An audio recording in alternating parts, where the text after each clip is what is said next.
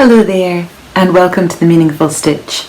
This is episode 18, and I'm Amy Palco, and I'm coming to you from Edinburgh, Scotland, and this is my digital home from home, a place where I get to share with you my knitting practice and my knitting projects.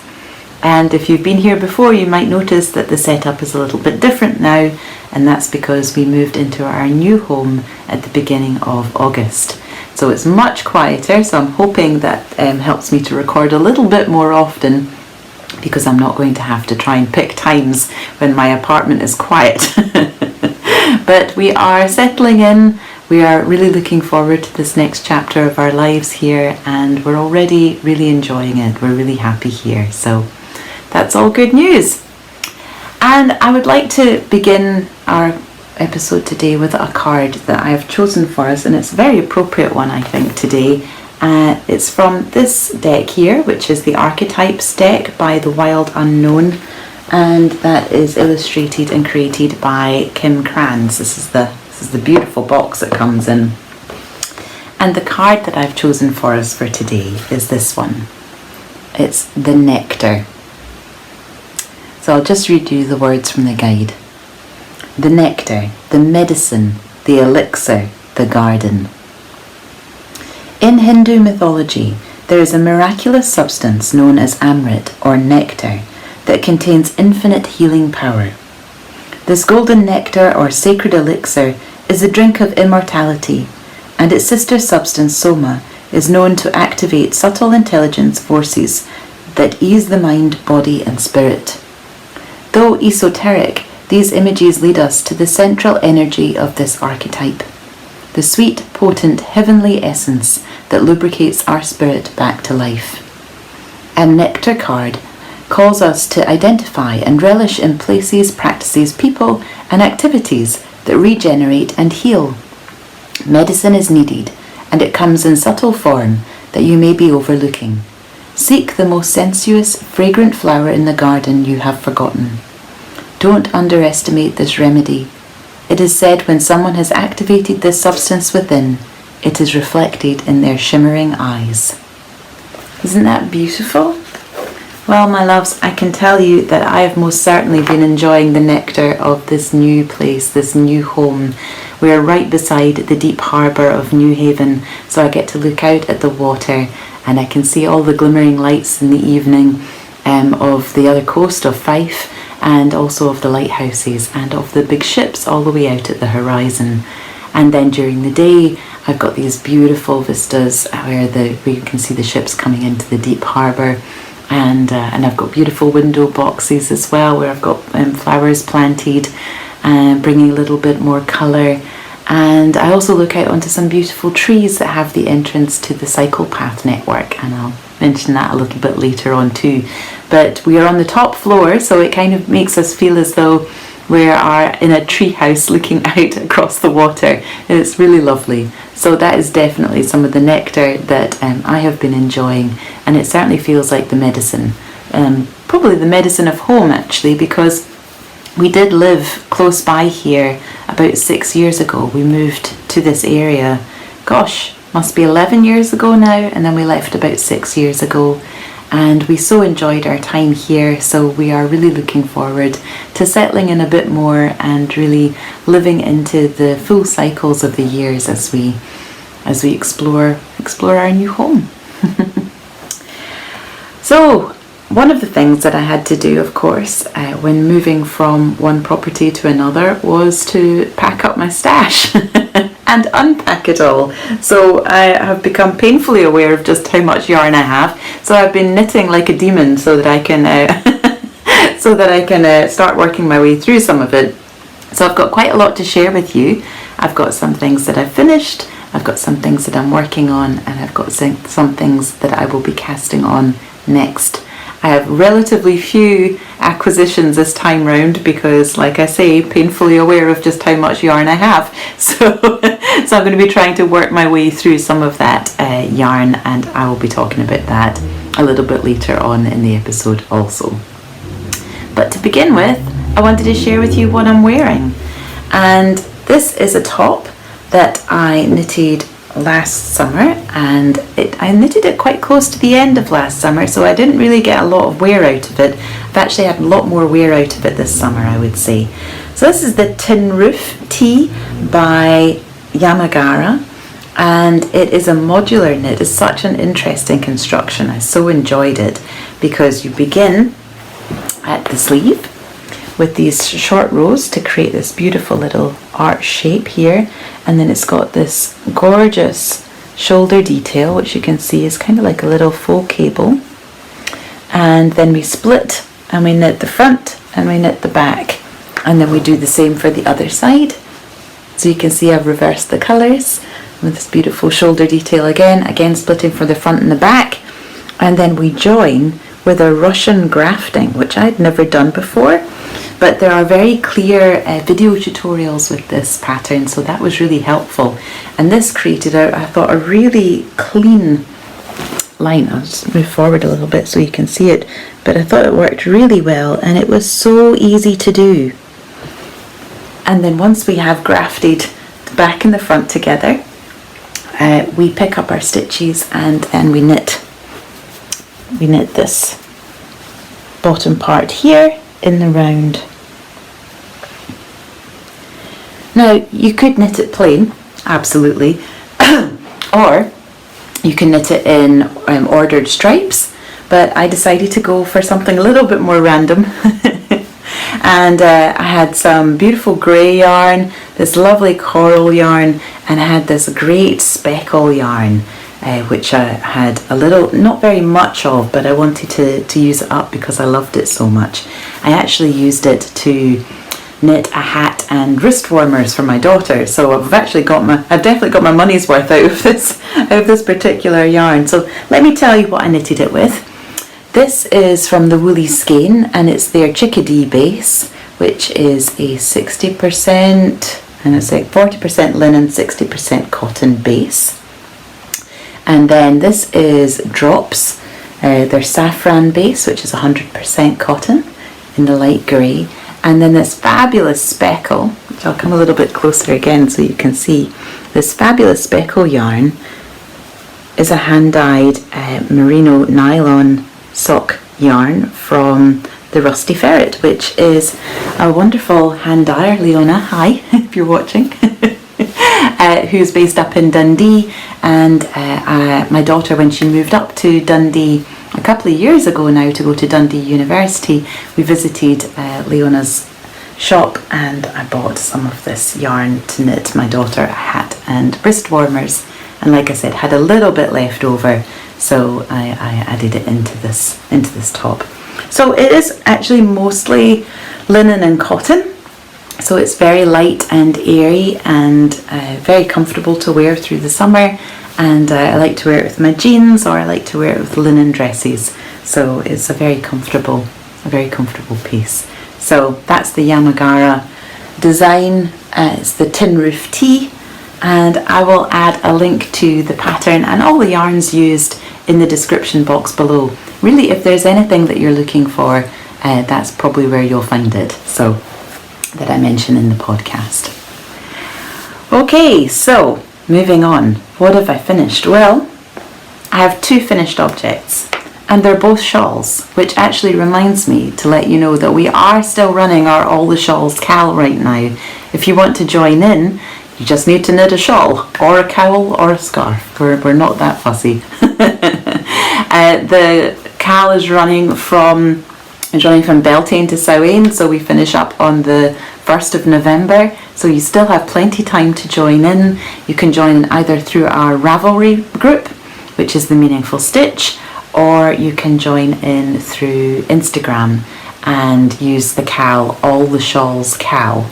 If you have finished a shawl and you would like to be entered in for a prize, you can use the hashtag All the Shawls cowl FO. You must use that hashtag, otherwise you won't be entered in. So if you have already thought that you've entered in, please go back and make sure you've added that hashtag, and you can just add it in as a comment and it should just show up. So All the Shawls cowl FO, to make sure that you make sure that you are in for one of the prizes. And you can also make sure that you add a post into the thread, the discussion thread for the finished objects in the Meaningful Stitch Ravelry group. So that's the 2 ways in which you can enter to win prizes, and I've got some really lovely prizes, and I'm going to show all of that I think in the next episode or the one after that. But yes, so that's our All the Shawls Cal. Like I said, it's running until the 1st of November. You've got lots of time to join, and I have 2 shawls to show you right now. So the first one is, it's finished! This is my half and half triangles wrap. Now, if you watch many knitting podcasts, then you will probably see this shawl popping up a lot because there's lots and lots of people knitting it. The wonderful ladies at Caddy Jack's Knits launched a cal, gosh, it must have been last year, and it just keeps gaining more and more momentum. More and more people cast one of these on and become really enthusiastic about it. And I think part of the reason for that is because we have all been moving through these really stressful times, and there's something very meditative about garter stitch. Adding one stitch on to another, to another, to another, until you end up with the most enormous schlanket. So this is mine. I've knitted this. This is my second one, which you'll know if you've been a long time watcher of this podcast. But here we have, this one's in linen quill. I have Bright Flamingo, which is this fabulous, bright, almost like fluorescent highlighter pink, and this gorgeous golden yellow. And I'm aware that these might seem like strange colours to put together, but I absolutely love these colours together. These are like my summer colours. I love wearing this rich gold, and I love this really bright pop of coral. I love to wear it with dark wood accessories, or something like this actually is completely perfect. I've got sundresses in these colours, I've got beautiful tops. So, and again, I would say it might seem a bit strange to knit such a large shawl in summer colours, but if you do live in a climate like the Scottish climate, you will know that some days in summer aren't really all that warm. But we still want to feel summery, so we get to drape ourselves in these. I would say actually now that I've moved to this place by the harbour, I had forgotten just how often the Har rolls in off the water. And the Har is the sea fog that comes in off the east coast of Scotland, and it rolls in, and sometimes it doesn't come in very far. And obviously, before I lived in the south side of Edinburgh, so we really didn't see it very often. But now that I'm right at the water, it does come in quite a lot, because it doesn't have to come in very far to envelop our apartment. So now I've got a big cosy shawl that I can just wrap around me whenever I feel a little bit of that chill, if I need to go out to the shops or something. So here we go. This is, I'll just put it on so you can see. Like I said, it is a big shawl. And what I love about it is that the way that you can wear it, you can wear it in so many different ways, obviously, because it's really just a big swathe of fabric. But you can wear it so that you are just showing off a little bit of the second colour, and the main colour there, in this case the yellow, kind of really takes centre stage. Or you can swap it around, obviously. But it's super cosy. This is the linen quill yarn, like I said, in yellow turmeric and bright flamingo, and it is just so yummy.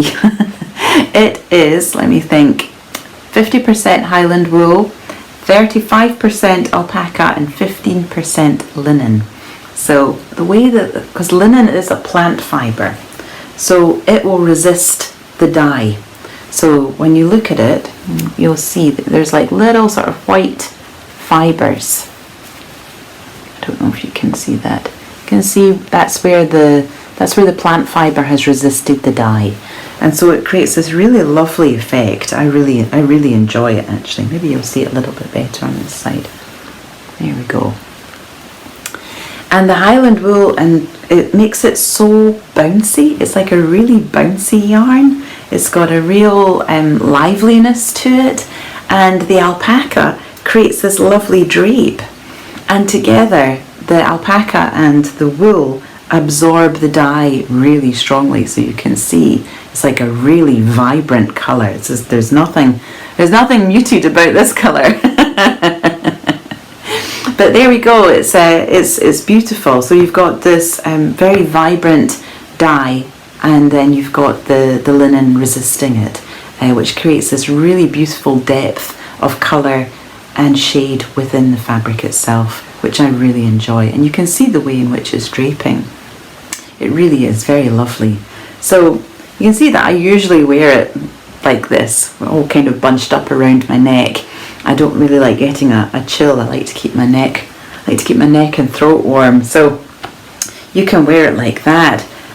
But you could also wear it so you've got it kind of like this, and then you're showing off a little bit more of both of the colours more equally. So that's an option. But you can also wear it kind of just draped around your shoulders like this, so kind of like that. In fact, you could even tie it at the back, I suppose. Yes, you could. So there are so many different ways to wear this, but it's really beautiful. Here you go. And just bringing it down like that. Isn't that gorgeous? So you can wear it in so many different ways. Put it off to one side and just drape it over like this. So many ways to wear a shawl. But the thing is, I just really love this. It does become a bit of a labour of love because it is so much knitting, but it really does allow you an opportunity to really drop in, get connected with yourself, and to really focus on one particular colour. Colour means an incredible amount to me. I think it means a lot to everybody, but I really love to experience colour. I love to wear it on my body. I love to surround myself in it in my home, and I love to work with it. I love to feel it flow through my hands and really give myself this kind of saturated experience of one particular colour. And the half and half absolutely does that for me. So as I mentioned, Caddy Jacks have a cal running at the moment. It is the half wrap cal. So if you use the hashtag on Instagram or go onto their Ravelry group, you'll be able to see lots and lots and lots of finished examples. This is the large. There is also a small size, but I do actually think it is worth knitting the larger size. And I think that because I think the smaller would be harder to wear, because it is actually a square. And squares, out of all of the shawl shapes, I would say a square and a circular shawl are actually some of the harder ones to wear, which is why they need to be slightly bigger, so that you can fold them over and wear them either as a semicircle or as a triangle. So they do need to be a little bit on the larger side if that's the shawl shape that you're going for. But yes, so you'll be able to see lots of examples if you check out the hashtag or if you go to the group.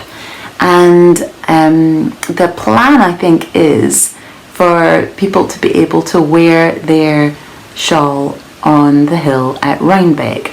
Now I checked just before I came on air, which is Rhinebeck runs October 16th to the 17th.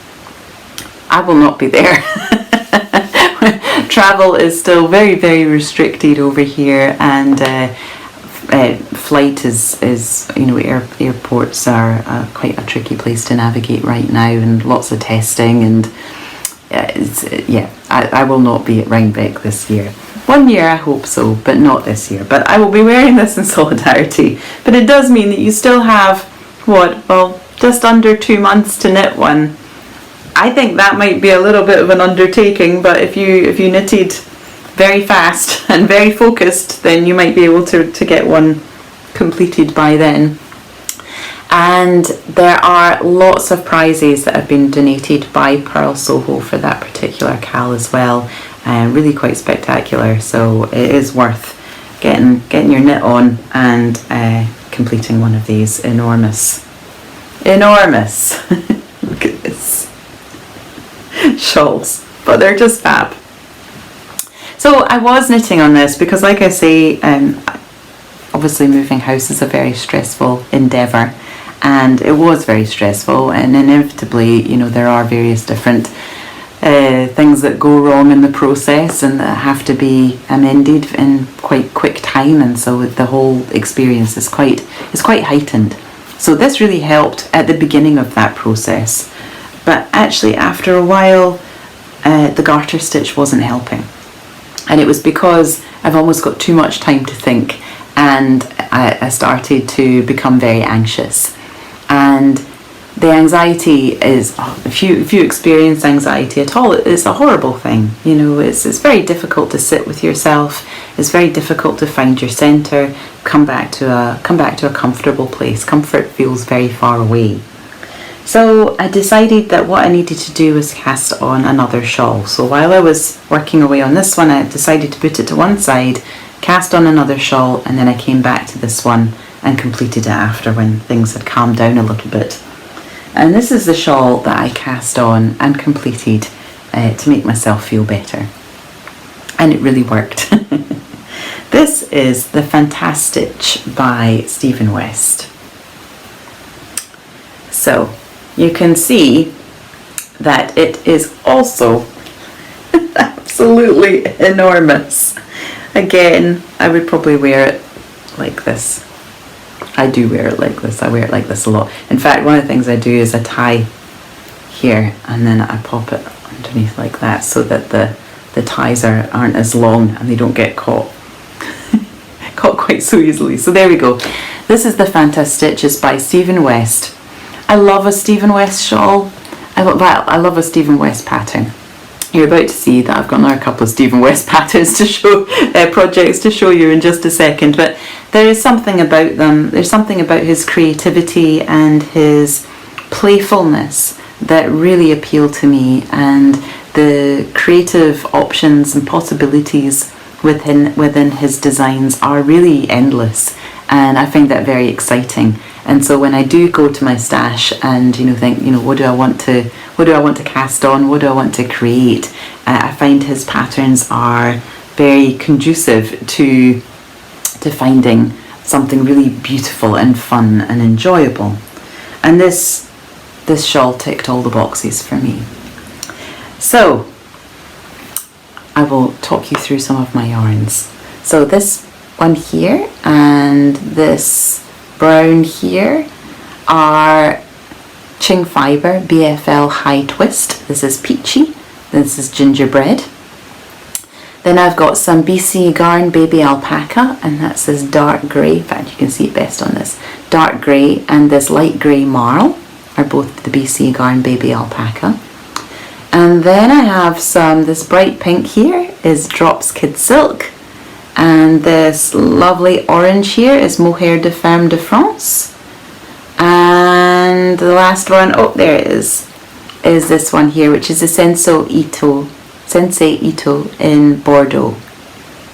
So a lot of colours, a lot of yarn, a lot of knitting, and you'll see that it's like a long semicircular shape, which is actually very easy to wear, I find, and it's constructed with these various different stripes, and there's texture, there's slip stitch, and it's just an absolute joy to knit. And it meant I had to count, and it's not very complicated. It's probably like an advanced beginner, intermediate perhaps, but it's very easy to knit. But you have to keep an eye on your numbers, and you have to pay attention to which colours you're going to choose next. It's more involved than something like this, which really just does give you the pleasure of sitting down and watching the television and knitting at the same time, or just allowing yourself to sit and knit and not think. this is great for that. But when your mind is whirring and you need to give it a point of focus, then I found this really, really helped me. And not only that, is I just love my colours. It took me a while to put together the colour palette. One of the ways in which I do put together colour palettes is I pull out lots of yarn from my stash, and I don't allow myself to make any kind of snap decisions on anything. I just allow myself to pull it all out and get really playful. So that's what I did. I got really playful, and actually somebody, can't remember who it was now, sorry I'm forgetting your name, but said it looked a bit like, it reminded them of a box of chocolates. And I think that's pretty spot on actually. It does kind of look like a box of chocolates. But it's joyful and it's beautiful, and I think also because there are so many colours in it, it's really easy to wear. You know, it goes with so much in my wardrobe. So if I've got something grey, if I'm wearing something grey, or if I'm wearing something that I sometimes wear this lovely peachy colour, or I've got lots of things in this dark maroon colour. So it's an easy shawl to throw on. I modified it slightly in that I slipped the last stitch with my yarn held forward. And I do that in order to create a smooth edge. You can see. And I did the weave Steven technique, which meant that I wove my ends in as I went. I'll just show you this is my end side. So there you go. There's some ends. You can't really see them very well, which is good. I'm glad. But the Weave Steven technique, again, it's a video that's online. I'll link to that in the description box, so you can follow that if you're interested. But there we go. That's the Fantastitch by Stephen West. It's completely delightful. I had so much fun. And as soon as I finished it, I pulled out a colour palette to knit a second one, and I haven't cast that on, and maybe that was just for a bit of fun, and maybe I'll go in and knit something else with that palette. But this was a joy, and it was a joy that was very much needed at the time. I should also say about this one too, I did do a couple of modifications, and I've mentioned them before, but I will just mention them again. I did also slip the last stitch, so you can see what it does. Instead of having your garter bumps at the edge there, it just creates a smooth edge. So you're slipping the last stitch of every row, every edge row, with your yarn held forward. Super simple. And the other modification was that I did the German short rows instead of wrap and turns. So that's what that looks like. And on the other side, just so that you've got an idea of what it looks like. So there you go. That was the two modifications on that, and not very many modifications at all on the Fantastitch.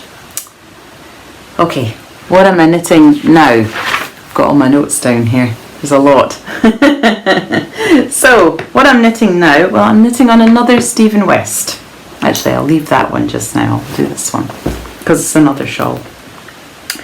This is the one that I cast on probably maybe a week or 2 weeks before we moved. So I needed something which was super easy, that I could read very easily, but just by looking at it. So, you know, obviously I don't want to have to try and find a pattern and sit down and, you know, go through it and count my numbers and all of that kind of stuff. That was not going to work for a project in the midst of a move.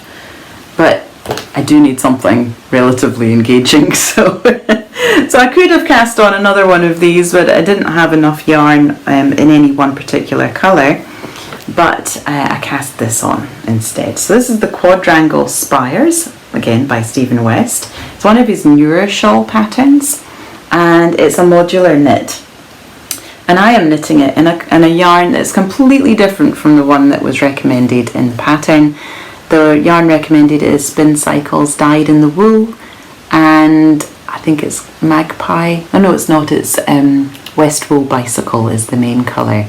I did not have either of those yarns, and I'm very much trying to work with the yarn that I have. So I did have quite a bit of Hillesvåg Solje in my stash, which is a beautiful pencil garn. So it's it's more rustic certainly than some other yarns, but I find it really soft and really lovely, and it was going to be incredibly warm, partially because it's going to be huge. So I had this beautiful marine blue, this dark blue as my main colour, and then I had, so this is called Gul, and this is ochre, this is Rodgul, and this is Cognac. That's the colourways. And so the way that you knit this is that you knit this triangle. Sorry, that's not right. You knit this triangle and then you knit it to completion all the way up to the top, and then you pick up stitches and knit your next triangle on, and then pick up stitches, knit the next triangle, pick up stitches, knit the next triangle, and then it's got one seam in it, which is along here, along this, and I just did mattress stitch, and I think it worked out quite well. And then once you've done that, once you've got your square, you then pick up stitches, and you're just picking them up at the corners here, which kind of creates these very sort of large eyelets. It's very cool, isn't it? And then you start knitting the wings. So I am, oh dear, losing my stitches. There we go. Apart from that, I am knitting a fade. So I've started with this, the first yarn that I used, and then I'm going to fade into this, and then this, and then this. So currently I've faded into this shade here, and I'll be fading into this one next, so you can see. So it's a very subtle fade right now. I'm not sure whether you'll really see it very well. You maybe see it a little bit there. And so I've still got quite a lot to go, and then on the other side I'll be doing the same thing, the same fade, but I'll be picking up my stitches along these two ends. So there's still a lot of knitting to do. Here's some of my beautiful yarn though. Isn't it gorgeous? See, it's kind of been dyed on top of it looks like a browny grey base, which gives this lovely sort of heathered look to it. This is it in the Cognac, which I think is my friend Inga's favourite colour from this from this brand, from Knitting Traditions podcast. And then this is my main colour.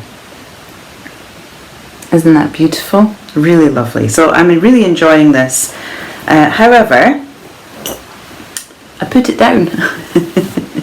I put it down for a bit because, do you ever find that you just start thinking about a yarn that you have in your stash? And maybe this is because I had moved it so recently and it was sort of very much in my mind. But I have some beautiful yarn in my stash, which my parents gave me for my 40th birthday. And it's called, it's by Skein Queen, and this colour is Mountain Heather, and it's in 100% Corriedale.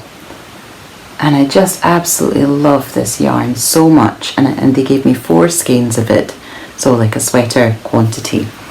But I've never found the right project for it because it's always felt so precious, and I never really wanted to cast it on in case I cast on the wrong thing.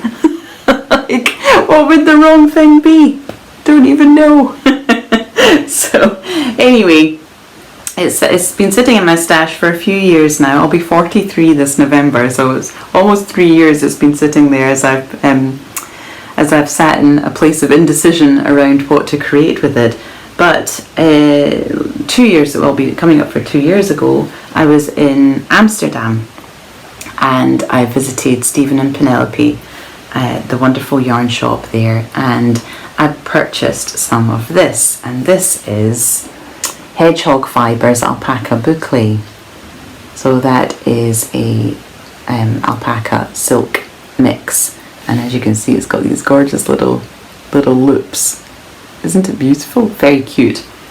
Not that easy to knit with, I have to say, but it does create an amazing fabric, so I'm really enjoying it. So the idea was to hold these two together. And again, well, it's been sitting in the stash for, well, almost 2 years now. But around about, maybe it was about 6 months ago, maybe a year, I decided that what would be a really good project for this particular yarn combination would be Stephen West's Light Festival sweater. Now, I love a cowl neck. Like I say, I love the shawls. I love feeling them up around my neck. I like to keep cozy that way. So I had already kind of clocked this pattern because I really just loved this kind of voluminous cowl. So I decided that's what I wanted to cast on, but again, didn't do anything with it. Sat with it and kind of put it to one side and went, well, that's what that yarn is for. But maybe about last week, I could not get this yarn out of my head, and so I just had to pull out the pattern and cast it on. So that's what I did. So that's what this is. So if you want to see these two yarns, what that looks like knitted together, well, this is what it looks like. Isn't that completely gorgeous? I love this so much. I am alternating my skeins to make sure that I don't get any pooling, because I thought if I did get some pooling, I'm not a great fan of pooling. I have to say, pooling is when, with hand-dyed yarns, it's completely a normal thing to happen with hand-dyed yarns. But what you sometimes find when you knit with it is that you get like a concentrated area of one particular colour. That's what we call pooling. But I've done alternate skeins, which basically means that I knitted one row with one skein and the next row with another skein, and so I've just alternated them the whole way through the project. And the way that I do that is through helical knitting. I'll link to a tutorial in the description box so you can see exactly how that's done, but it's actually incredibly easy, because all you're doing is you're knitting with one yarn all the way around until you get to like 3 stitches before your second yarn, and then you slip those 3 stitches and then you start working with your second yarn until you come all the way up to that first yarn again, 3 stitches before, slip your 3 stitches and start working with your first yarn again. So basically you're just knitting on a spiral, which is what you're doing when you're doing circular knitting. So as you can see, this, as I'm pulling and pulling, this is the cowl. This is the cowl neck.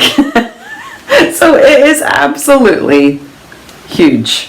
This is a statement cowl. There are cowls and then there are statement cowls. This is a statement cowl. I love it. Love it so much. So try to fold it over to give you a better idea of what it might actually look like. But basically, you can be able to pull it down a bit further at the front. I have tried it on because I was thinking, is this going to look ridiculous on me? It looks amazing on everybody I've seen it on, but you never know, do you, whether you've got your gauge. My gauge is slightly off or something, but actually I put it on earlier and I absolutely loved it. It is so soft and snuggly and cozy, and it's just everything. I'm just loving this. So it's quite a broad rib, as you can see, through the cowl, and then you're coming down to a thinner rib here, and you stay doing rib right down through the sleeves, and the sleeves will be quite long, so I want them to be, I want this to be like a super snuggly cocoon, basically, is my plan. So yes, you're going to have these long sleeves, and then you have this cowl here, this yoke, which has got these large eyelet increases, as you can see, kind of radiating down through the body. And now I have divided for the sleeves, and now I'm just working down the body. However, I have now just run out of one of the skeins. So I have another 2 skeins, so I've got plenty. But what I want to do now is I want to complete complete the sleeves before I go on to do the body, just to make sure that I can use up as much of my yarn as possible, because I don't want to use up lots and lots of yarn in the body and then like knit a whole sleeve and then find out I've only got yarn for half a sleeve. So I thought if I knit both my full sleeves to the length that I want, then I can make a better judgment on how much to knit on the body and how long it's going to be. But I'm thinking of doing a bit of a modification. Well, I suppose there's a few modifications here. I have not used, surprise, surprise, the yarn specified. I've used the Skein Queen yarn and the Hedgehog Fibre boucle. It does say to use a fingering weight and a lace weight mohair held with it to get the right weight of yarn, and I've kind of done that, so that's fine. But yes, the other modification that I want to make is I'm thinking of doing a split hem, so having it slightly shorter at the front of the body and a little longer at the back, so it'll be like an asymmetric split hem. So if I do decide to do that, I will show you that probably on the next episode, because I cannot put this down, as evidenced by how much I've done in a relatively short period of time. Now, there's actually another Caddy Jack's Knits cal running just now. It's called Find Your Fluff, and it just very fortuitously happened while I was thinking about this yarn and not being able to get it out of my head. So that is definitely some delicious fluff that I have found. So I'm joining in with that cal too. So the Find Your Fluff cal with Caddy Jack's Knits. Again, you can check out the hashtag and you can go and see other people's fluffy knits. But I think that's got another cal that's got quite a long length of time for it, so you can go and explore that. So that's my 2 works in progress, but I do have some plans for what's coming up.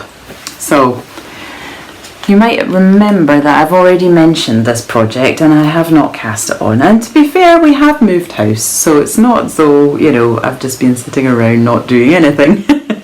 But I have to get this knitted up into the Lord of the Isles kilt hose. Like I said, I mentioned it last time, I think, and I have not cast it on yet. I am going to be casting this on later today because it needs to happen. Needs to happen. My daughter's boyfriend, well, you might remember that my daughter learned how to make kilts. She did kilt training over the pandemic, basically over this past year. Well, she's now graduated and she is now knitting freelance kilts, and she is also creating her own business, which is really exciting, so she'll be able to take kilt commissions. But as part of her training, she made a kilt for her partner. And because they have I think his cousin's wedding is happening in October, and so he wants to be able to wear his kilt to this wedding. And I said I would knit the kilt hose. The kilt hose are the socks, incidentally, just in case you're not familiar with that parlance. So the Lord of the Isles, I'm going to pop an image of it up so that you can see.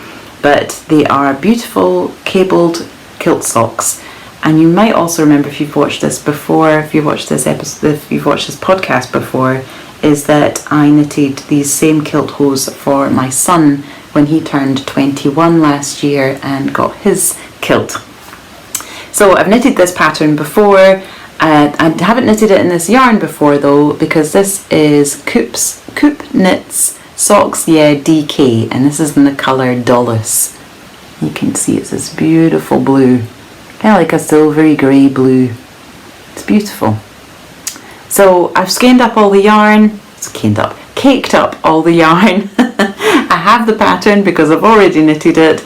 I need to do the swatches to figure out my gauge for which needle sizes I need to use. I've got the measurements of his foot. I just need to cast this on to make sure that it's ready for him and my daughter to go to this wedding in October. So that's what's next on the needles. Promise. But I know I said I'm knitting from stash yarn, and I really am. But I was a little bit naughty. I should say, actually, and I didn't mention this, but see, these are the beautiful bags that I mostly use, and these are all from the Cocoon Tree. So I'll pop her link. She's my auntie. My auntie is the Cocoon Tree, and she has an Etsy shop, so I'm going to pop that link into the description box as well, so you can check that out. When I was unpacking, I discovered I had this bag as well. Isn't that gorgeous? Which I bought at EYF. Well, the last EYF. I'm not sure if there's going to be another one, but we'll need to wait and see. And this is the Blue Rabbit House, and this was exclusive for Crossing Woods, which is another wonderful yarn shop. It's in The Hague in Amsterdam, and I visited that as well when I stayed there 2 years ago. So that it was our trip to Holland that was our last foreign trip before the pandemic. So that all feels like a very long time ago. But I saw this this bag was actually, I think I saw it on their Instagram before I went to EYF, and I just knew that it was for me. So it was one of the very first purchases I made when I got to EYF, just because I love it so much. It's a drawstring bag. It's illustrated fabric, and look at these swans. I love a swan. So inside this is my naughty yarn. So look at these. This is the Zauberball by Shopplewall, and this is a new colorway called Orangery. It's just so me. Like look, these are the kind of colors that I love. Look. It's like they made it just especially. No, they didn't. I just couldn't resist it. But you can see there on the label, that's kind of how it knits up. And it is just, it's these purples, see that bit there, purples and pinks and oranges and yellows, and isn't it completely beautiful? Look at that. Kind of like a raspberry there mixed through with a cream, and then this bit here. So the long and the short of it is that I could not resist. I am not buying lots of yarn right now. I am working through my stash.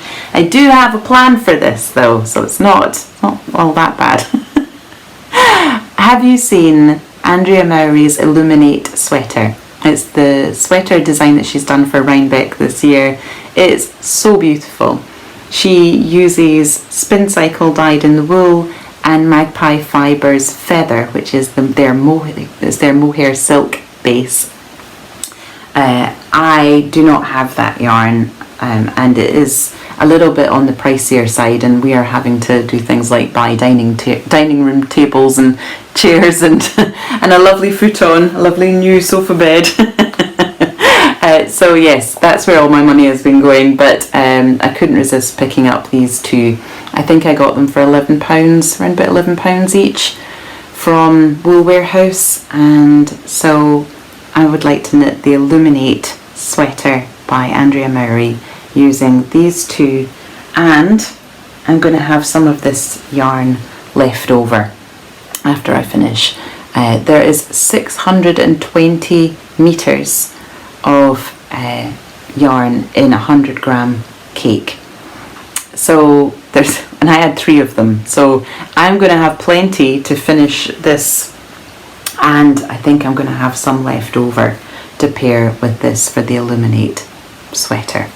So we'll wait and see. I'm not absolutely certain I am going to have enough, but if I do, then I am very tempted to pair it up with that, because I think that's a really lovely combination. So that's some more things that want to jump on my and I suppose I could also join in the Find Your Fluff just with the same fluff with the cowl. I have received a few gifts though. So Wool just likes to find its way to me, it would appear. So the first I want to share with you is some beautiful yarn that my friend Sabina sent me. Thank you very much, Sabina. She sent me this Ito Sensei yarn, and it's the Mohair, and just look at those colours. This is chili pepper and this is Coke. Doesn't that just look like Coca-Cola? It looks identical. Oh my goodness. And this gorgeous yarn which is called Late Autumn, and it's by Lotus Yarns. Look at these colours together. Oh, so beautiful. This is such an interesting mix of fibres. So it's 46% wool, 38% tencel, 10% viscose and 6% cashmere. And you really do feel the cashmere, but you also see the sheen from the tencel, and obviously the wool has taken the colour so beautifully. It's just stunning. So there's, I think it said 360 metres per 50 grams. So it's, I suppose it's like a heavy lace weight is how we would describe that. And these, so I'm not sure what I'm going to do with them yet, but oh, I just absolutely love them. I think they're gorgeous. And my mum arrived from France last week, and it's the first time that we've seen each other in person for over a year now, so that's so lovely to have both my mum and dad over. We've missed them terribly, so it's been so lovely to have them here, and looking forward to seeing them a few more times and having them over here to show them our new home before they have to go back to France. But my mum brought some yarn as a little gift for me, and this is Fonte yarn, and it's their sari base, and it is 100% recycled sari silk, and every skein is different. It's amazing how heavy these skeins are. I don't quite know what I'm going to do with them yet, whether they're going to be, I thought they would make amazing tassels actually, so I've not quite decided, but at the moment I'm just enjoying looking at them. But aren't they beautiful? So it says that you will get 160 to 180 meters per 100 grams, and they really do, they feel pretty heavy. So I'm just absolutely fascinated by them, and I love the colours, so that's super exciting. Okay, goodness me, so much to share with you, but I do have one other thing, and I suppose this is really more of a request than it is anything else. As I said, in fact, I'm going to move some of this off here because I'm going to get myself in to use a good Scots word, I'm going to get myself into a fankle if if I'm not careful, which means I'm going to get myself in a mess. A tangled mess, that's it, a fankle. So, as I said, moving home, and it really means that you are actually touching like every single thing that you own, like all your possessions, like all your tangible things. You are picking it up and holding it, and I have not read The Life-Changing Magic of Tidying Up, is that what it's called, by Marie Kondo? I have watched some of the TV show on Netflix, but it makes me cry. I'm very attached to, I put a lot of meaning and a lot of care and intention into my physical world, the material world around me. So I find people engaging with it from that place very, very emotive, and so I basically cry the whole way through those TV shows, but that's not the point. The point is, when you move home, you pick everything up, and Marie Kondo, I think she says, you should pick up you should hold all of your things and ask yourself, does this bring you joy? My issue is that everything brings me joy when I pick it up, so it doesn't mean that I tend to get rid of very much, so that's slightly problematic. That said, we have got rid of a lot of things before we moved into this property because it is a smaller property. But I did go through my whole stash, and I love doing that anyway. It's something I do out of pleasure, but this was really out of necessity. But as I was doing it, I was noticing like how many odds and ends I have. I knit a lot, and I create a lot of projects, and I end up with a lot of leftover yarn. It's inevitable, whether it's from shawls or garments or whatever. So like I said, with this particular top that I'm wearing, you know, I used up the little amount of yarn that I had, and actually a little goes a long way. You know, a little can really make a big impact on a garment or on a shawl, or you know, if you're casting it off in a different yarn to create a pretty edging or something, or you're doing a particular lace stitch within the shawl in a different yarn. You know, a little can really go a long way. That said, I have a lot.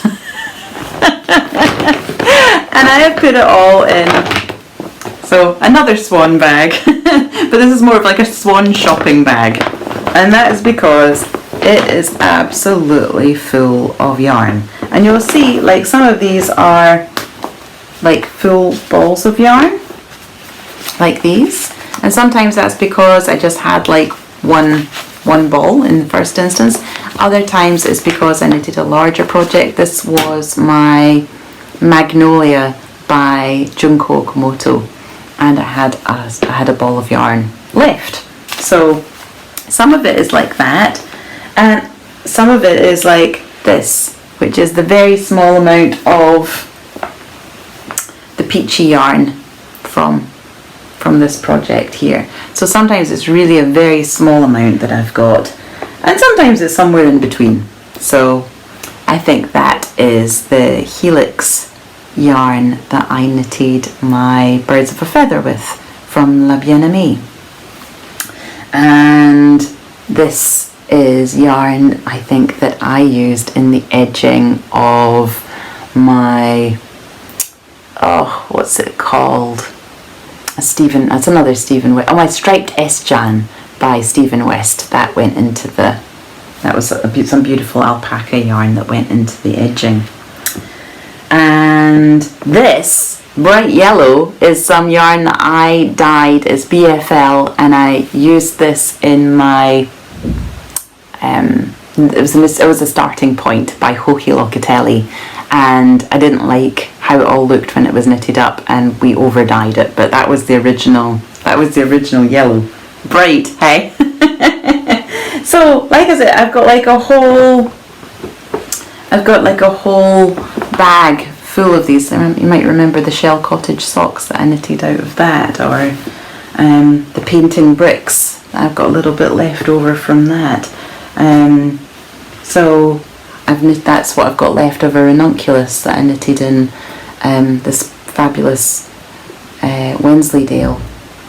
So I have like all of this yarn left over from the Junko Komoto jumper that I knitted just recently. Oh gosh, what's it called? Its name's gone completely out of my head. And then, so I kind of just chose like all of the yarns that are kind of like a pink, a purple, a yellow, rust. I've got a little bit of red. I've got some purple. This is from a Seriously Holy. The Wensleydale. See, so that's kind of I suppose the colour palette. But I've just got loads and loads of all of this gorgeous golds and oranges, and just it's completely beautiful. Like this is from my Stripes, the Andrea Mowry that I just finished, and this is from, I think, the One Dark Night hat that I knitted at the beginning of this year, and I think this also went into the Striped S-Jan, and this also went into the painting bricks. So there's all of that, and then underneath all of this yarn, I'll take it off in case you can see, I have lots of creams and silvers that's left over from the Fantastitch, and blacks and dark greys, that's also Fantastitch leftovers, and some black mohair. And I've got some black yarn as well. So I've got all these neutrals as well. Now, why am I showing you all this? Because I am looking for suggestions. I'm looking for ideas for what to do with all of these leftovers. Now, I'm generally pretty good at using leftovers, but this is a lot of leftovers. It doesn't all need to go into the one project, but it absolutely could, you know. So I'm just sitting with this large bag of odds and ends and stray balls and stray skeins and asking myself, what could I do with this yarn? So what I'd like to ask you is, what would you do with this yarn? Would you knit a garment? Would you knit a shawl? Would you knit a blanket? Would you knit a variety of littler, smaller things? Would you knit something large? What projects, what designs come to mind when you look at that selection of yarn? I'll put up a couple of photographs actually, so you can see it more clearly what yarn I have. But yes, I would love to know what you would like to do with it, what you would do with it. And I thought what I could do on the next episode is that I could share some of your suggestions, because I'm sure you've got lots of odds and ends in your stash as well, and you're probably wondering what to do with them too. And it is nice to put something together to create something beautiful and useful, and with those odds and ends, with those bits and pieces that are sitting cluttering up our stash. So that's my request. And now I'm just going to move on to a couple of things, which is just basically what feels like nectar to me right now. So I'm going to go right back to our beginning question and our nectar, and asking myself, well, what has been feeling like nectar? Well, one of the things is, and I mention this I think almost every single time, is masterclass. I so enjoy this masterclass. It's so much fun. There's always new classes going up. And I'm not paid to tell you any of this. This is not promotional. This is just me really enjoying something. It was given to me as a gift earlier this year, or for Christmas last year actually, and I just love it. So the class that I watched most recently is LeVar Burton's storytelling, and it was just so lovely. I really enjoyed it. He actually had a whole class just on podcasting as a case study, but also about reading aloud and about performance and about the importance of stories and about the oral tradition of storytelling, and it ticked all my boxes. I really loved it, and he is such a wonderful person, and he's so easy to listen to as well. He really walks his talk or talks his walk because you can really hear it in his voice. You know, this is somebody who is clearly a very talented storyteller and absolutely a master of his craft.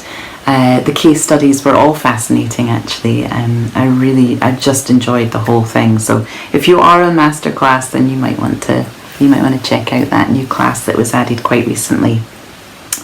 Just before Frank and I moved to our new home, we finished watching the 4th season of The Crown. So we've finally caught up, which is fine because I think the next season doesn't come out till next year. So we're in good time. But again, I just so enjoyed it. It was so fascinating to see, you know, the 80s being brought to life in such a vivid and clear way. I was born at the very tippy end of the 70s, so the 80s is really like my childhood decade, and I suppose it's the first decade that I've seen in the represented in The Crown that I have any kind of memory of at all. So that was really quite fascinating actually, and very sad obviously. You know, the storylines are very poignant and very some of them are really quite challenging.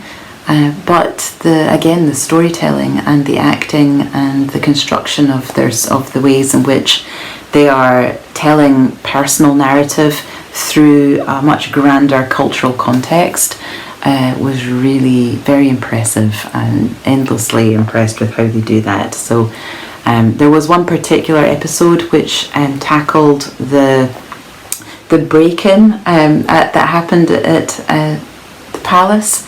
and that really kind of spoke to some of the social troubles that were brewing at that point under Thatcherism, and I thought that episode was done particularly well, and I felt like it still had a lot of relevance today around what is the social contract, how are we as individuals being called into participate into society, and what's our duty of care to one another, and all of those kinds of questions. I thought that was really a really excellent episode. Another thing that I've been watching, which has been on YouTube, which I am kind of marginally obsessed by, but is wonderful to knit to, is the Hollywood Reporter round tables. Each round table is about an hour long. There's about 6 people sitting around a table, and they are talking about their films. So normally it's actors or actresses. They'll either be comedy actresses, drama, or whatever. But there's also screenwriting ones, and there's director ones, there's showrunners, there's producers. I find it completely fascinating hearing people talk about their work, about their craft. And then also I really love to see the dynamics between people that are on the call, and how they're relating to each other and how they're speaking to one another. And I find that really, really interesting too.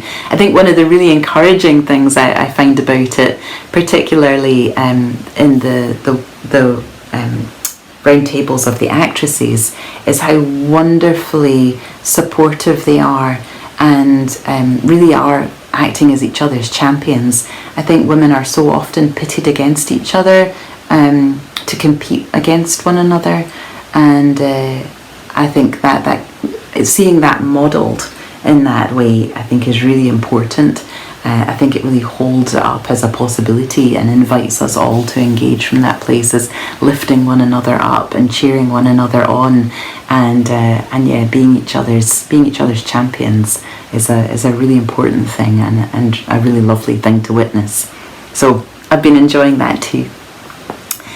I was just going to share a new to me poet, Andrew Gregg, which is a poet, Scottish poet, who my friend Rebecca, who is Yarn Song on Instagram, recommended to me, and she sent me a beautiful poem, and which I so enjoyed. I think it was called Orkney This Life, and I've since gone on and read a few others from him on the Poetry Library, which I'll link to below. But one of the things I think he does, which is so amazing, is kind of capture the really visceral and tangible experience and sensual experience of living in Scotland. So I will share some of that. I'll share the poetry link in the description box, so you can go and explore that too. In a more, moving from that, I suppose, from the poetry of it to the actual lived experience of it, one of the things that we've been rediscovering since we moved in here is the Edinburgh Cycle Path Network, which is this amazing network. We used to quite often go on our bikes when we lived in this part of town, so we're really just sort of rediscovering it again now. But it's an amazing series of interlocking pathways which run along the old railway lines, which are no longer used. And so it kind of forms like it's like a hidden city. It's like a hidden network that you don't really know is there unless you know it's there. And so it's really quite fascinating to go and explore it, and to follow these pathways through the city. And sometimes it'll take you beside the water of Leith, and sometimes you'll veer away from that, and it's all very leafy and very green, and sometimes you'll come around a corner and there's a basketball court, or sometimes you'll come around another corner and there's a lovely cafe, or I've been really loving that, and remembering just how much I love my bike. And so our bikes are currently having a pretty major overhaul, having not been used for probably about the last 6 years, but looking forward to getting our bikes back so that we can do a little bit more cycling and exploring. So that's something that is definitely feeling like medicine, like nectar for me. The other thing that feels like nectar, which I suppose is actually nectar, is my window boxes. When I moved in here, there were these beautiful window boxes, and they are full of petunias, and there's a couple of begonias and some geraniums, and a little bit of ivy as well, and some fairy lights, which unfortunately I don't think are working. But that was already there when we moved in, and it's just been so lovely. And so I'm absolutely committed to keeping this up. So as we move out of the summer season and into the slightly colder weather, I'm going to be looking for some replacement bedding plants to put into my window boxes so that I can kind of keep some colour. So if you have any resources about window boxes, because I'm very new to window boxes, that would be lovely, and you can share those in the comments with me. I would really appreciate that. We are, of course, in Scotland, and so it will be UK based plants that I'll be putting in. But yes, if you have any resources or thoughts on that for what would be good to put in a window box in the autumn moving into winter, that would be great. Some transitional pieces. And the last thing is the swans. So as you can see, I've already shown you a couple of things with swans. When I lived here before, we looked out also onto the deep harbour here, and onto the breakwater, and also onto a couple of ponds. And the ponds had swans in them, and so the swans would come and visit quite regularly. And because my working station was right next to the window, I would quite often hear the swans flying past my window. They make a really distinct, almost whooping sound when they fly past. And we would always go out and see them, very connected to them, take lots of photographs of them. And then when I moved to Morningside, I would go and visit the beautiful swans out at Blackford Pond, again taking lots of lovely photographs of them. Taking photographs of swans is really a true passion of mine. It's something I feel, they're creatures I feel very connected to. Anyway, when we came back here, we went for a walk and we went back down to the ponds. And as soon as I saw the swans, and as soon as the swans saw me, they came straight over. I'm pretty sure they were coming over for food. I don't feed the swans. I particularly don't feed them bread. I don't think feeding ducks and swans bread is particularly healthy for them or for the environment. So I don't tend to do that. I don't think that has a good impact on the ecosystem. But they did all come over to see me regardless.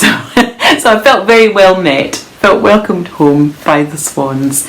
And then just as we were leaving, my husband spotted a very large swan feather and picked it up for me. So that is now sitting on my desk where I get to work and again look out onto this deep harbour, knowing that we've been welcomed home by the swans. So my loves, gosh, that's been an awful lot. We've run well over an hour here, so I'm going to wind things up now. But I was just going to wind things up by saying that this is actually our 1 year podiversary. Podiversary. We have been going for, well, I have been recording, the royal we. I have been recording now for just coming up for a year. Our first episode went out on the 28th of August, which is a Saturday. So yeah, it's been an amazing year. I couldn't quite imagine what this experience would have been like when I began, and you know, to have recorded 18 episodes, I suppose I thought at the beginning that I was going to record twice a week, and for various different reasons that hasn't happened, so we've ended up with 18 episodes, but still I think that's pretty good going. And they've got quite a lot of there's quite a lot of content to go and dive back into. If this is your first episode, there's lots to go back and see. But the connections that I've made while I've been doing this, the love that I have received, the deep seeing and witnessing that you have given me has been an incredible thing. I'm feeling so humbled to be, you know, in this position to be able to offer this, and for anybody to actually be interested in watching my ramblings. It's been an amazing year. So I just really want to say thank you. You know, thank you for being here. Thank you for watching. Thank you for leaving such beautiful comments and being so encouraging and supportive. It's just been such a lovely thing. And so to celebrate, I wanted to read you, well, we're going to go back to John O'Donoghue, because I think that's the first poem that I read out was probably from John O'Donoghue. So, and this is from his Benedictus, the Book of Blessings. And this one is called At the End of the Year. And I know we're not at the end of the year, but we're at the end of a year of podcasting. So I just wanted to share this poem with you in closing. At the end of the year. The particular mind of the ocean, filling the coastlines longing with such brief harvest of elegant vanishing waves, is like the mind of time opening the shapes of days. As this year draws to its end, we give thanks for the gifts it brought, and how they became inlaid within, where neither time nor tide can touch them. The days when the veil lifted, and the soul could see delight, when a quiver caressed the heart in the sheer exuberance of being here. Surprises that came awake in forgotten corners of old fields, where expectation seems to have quenched. The slow brooding times when all was awkward and the wave in the mind pierced every sore with salt. The darkened days that stopped the confidence of the dawn. Days when beloved faces shone brighter with light from beyond themselves, and from the granite of some secret sorrow, a stream of buried tears loosened. We bless this year for all we have learned, for all we have loved and lost, and for the quiet way it brought us nearer to our invisible destination. Thank you so much, my loves. You take good care. Know that I'm thinking of you, that I'm sending you love. I'm deeply grateful for your presence. And yeah, I'll speak to you next time.